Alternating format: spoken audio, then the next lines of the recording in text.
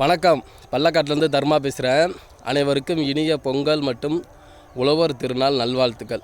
என்ன செய்யணும், பொங்கலோ பொங்கல், மாட்டு பொங்கல். எங்கள் சைடு வந்து பொங்கலும் மாட்டு பொங்கலும் வெறும் விமர்சையாக கொண்டாடுவாங்க. உழவர் திருநாள் வேலை வருது. என்ன அப்படின்னா, பொங்கல் பார்த்திங்கன்னா எங்கள் சைடு வந்து இப்போ தான் வந்து பச்சை பசேன்னு இருக்குது. பொங்கல் அன்னைக்கு புது நெல் ஆக்கி பொங்கல் பொங்குவாங்க. ஆனால் காலப்போக்கில் வந்து எங்கள் சைடு வந்து மறைஞ்சிருச்சு. அது வந்து விவசாயிகள் காரணம் கிடையாது. காலநிலை மற்றும் பருவநிலை மாற்றனால வந்து நாங்கள் வந்து கரெக்டாக வந்து நெற்கதிர் வந்து எங்களால் அறுக்க முடியாது.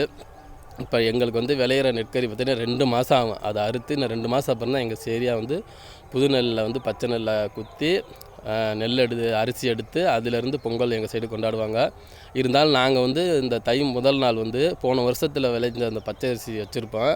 வந்து எங்கள் சைடு வந்து பொங்கல் பொங்காடுவாங்க. நிறையா ஏரியா தஞ்சை மாவட்டத்தில் அந்த சைடு மட்டும்தான் பொங்கல் அன்னைக்கு புது நெல் ஆக்குவாங்க. ஏன்னா அவங்க வந்து முப்போகம் விளையும் பூமி தஞ்சை பூமி. அதனால் அந்த மாவட்டத்தில் தான் மேக்ஸிமம் வந்து பொங்கல் அன்னைக்கு புது நெல் ஆக்குவாங்கன்னு ஒரு என்னோட கருத்து.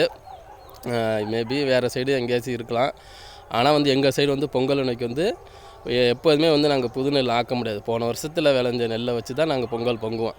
நீங்களும் வந்து பொங்கல் வந்து வெகு சிறப்பாக கொண்டாடுங்க. எங்கள் சைடு வந்து 2 நாள் செம்மையாக இருக்குது. ஏன்னா விளையாட்டு போட்டிகள் எங்கள் சைடு வந்து களைக்கட்டும், சைக்கிள் ரேஸு, ஓட்டப்பந்தயம் எல்லாமே வந்து எங்கள் சைடு வந்து வெறும் விமர்சையாக செம்மையாக கொண்டாடுவாங்க. எங்கள் சைடு உழவர் திருநாள் மாட்டு பொங்கல் அன்னைக்கு வந்து எங்கள் சைடு வந்து மாட்டு வேடிக்கை இருக்குது. ஆற்றிமலையில் வந்து மாட்டு வேடிக்கை நடக்குது 17ஆம் தேதி. எல்லோரும் வந்து கண்டு கழியுங்க. திருச்சி மாவட்டத்தில் எங்கே இருந்தாலும் வரலாம். 17ஆம் தேதி ஆற்றிமலையில்.